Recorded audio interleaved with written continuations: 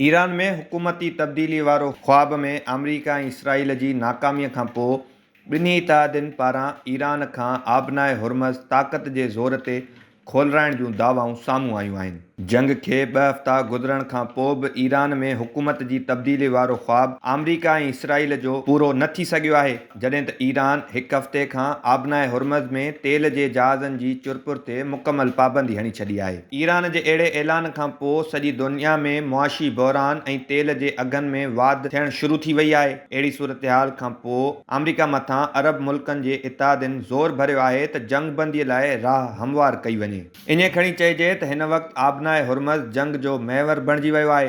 अमरीका Iran खे सिधो पैगाम ॾिनो आहे त आबनाए हुरमज़ खोलियो वञे, ॿी सूरत में ताक़त जे ज़ोर ते उन खे खोलियो वेंदो।